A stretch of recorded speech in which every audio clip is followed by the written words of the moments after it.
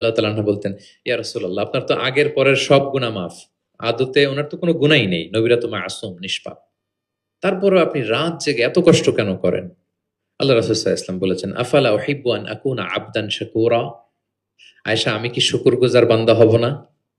মানে আমার আল্লাহ আমাকে ক্ষমার ঘোষণা দিয়েছে ঠিক আছে। কিন্তু আমি কি শুকরগুজার হব না? আমার রোলটা তো আমি প্লে করব। আমার সর্বোচ্চ তো উজাড় করে আমি আমার রবের সামনে পেশ করব। মাঝরাতে তিনি দীর্ঘ সময় দাঁড়িয়ে তেলাওয়াত করতেন, পা ফুলে যেত। মাঝে, মাঝে একটি আয়াত পড়ে তোমাদেরকে শোনাতে যেমনি পছন্দ করি, তোমাদের থেকে শুনতেও পছন্দ করি। তিনি সূরা নিসা তেলাওয়াত করে শোনালেন। কেন শুনলেন? আব্দুল্লাহ ইবনে মাসউদের থেকে। কারণ আল্লাহ রাসূল সাল্লাল্লাহু আলাইহি সাল্লাম টার্গেট করেছিলেন যে আব্দুল্লাহ ইবনে মাসউদ এই উম্মার কোরআনের টিচার হবে। কি হবে? মানে যার যেদিকে মেধা আল্লাহ রাসূল সাল্লাল্লাহু আলাইহি ওয়াসাল্লাম ওই প্রতিভা ওইদিকে কাজে লাগাতেন। যার যেদিকে মেধা, এই যে বললাম হুযায়ফা ইবনুল ইয়ামান গোয়েন্দা বিভাগের প্রধান কেন জানেন? তার এই দিকে আগ্রহ বেশি। মুআদ ইবনে জাবাল উনি মদিনা রাষ্ট্রের সিনিয়র আমলা ছিলেন। প্রশাসনিক কাজ ভালো বুঝতেন।